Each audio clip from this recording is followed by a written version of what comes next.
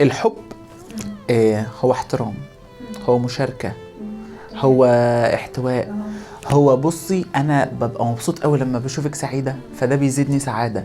الحب رفعة، الحب كرامة، الحب كبرياء. اللي بيحب حد بيحترمه جدا جدا. من علامات الحب انك بتبقى في العلاقة مطمن قوي، او ما انتش خايف من غدر، ما انتش خايف من لقطه، ما انتش خايف من بكره تيجي تطلقني، او بكره يفسخ الخطوبه، ما انتش خايف من الحاجات اللي هي الانفعاليه اللي بيتاخد عليها قرارات سريعه دي. فده الحب. التعلق وما ادراك ما التعلق، وده اللي بنتكلم عليه دايما في الفيديوهات.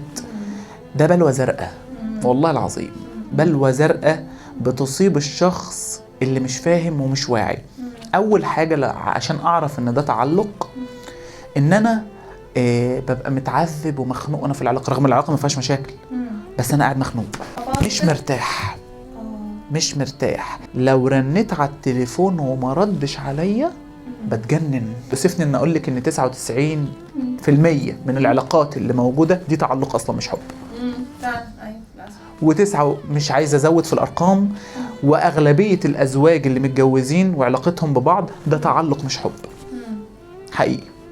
لو اتأخر عن الساعة 11 بالليل، لو دخل البيت 11 و5 خناقة، ما ده تعلق. ما وارد الطريق يكون زحمة زي ما احنا جايين من الزحمة دلوقتي، وارد. فهي دي النقطة اللي بتكلم فيها بقى. التعلق عذاب، التعلق خنقة، التعلق ضيق، رغم ان الشخص ممكن يكون محترم جدا، لكن انا ما اناش عارف اعيش معاه علاقة كويسة، انا مش عارف اعمل دي. تعلق. السبب في التعلق غريب قوي والله، هو ان احنا ما عرفناش معنى الحب الحقيقي عمل ازاي.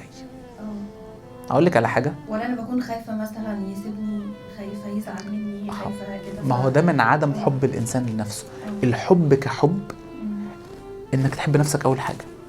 التعلق انا في الزباله، بس انت اهم حاجه. انت اهم حاجه في حياتي، سيبك مني، بص اموت يحصل لي اي حاجه بس انت تبقى كويس. تعلق طبعا. ده بقى ايه؟ الافلام الهندي والمسلسلات التركي تفهمك يا سلام، شايف الحب عامل ازاي؟ شايف بيضحي وبتضحي عشان حبيبها، عشان نضحك على بعض. ده كلام فارغ، دي مش حقيقة. العلاقة اصلا اللي انت تبقى فيها تعبان عشان الشخص اللي قدامك يبقى مرتاح، اعرف انها تعلق على طول. مش حب حقيقي ولا تضحية مثلا بالظبط. واوقات بسيطة وهتنتهي العلاقة دي. التعلق لازم ينتهي. مفيش علاقة تعلق بتكمل على فكرة، مفيش تعلق بيكمل. اللي بيكمل هو الحب، واللي بيفرقهم هو الموت. يعني قصد حضرتك عشان العلاقة تبقى مريحة المفروض أنا أحب نفسي بالظبط، عشان أعرف أحب اللي قدامي صح. بالظبط. طيب.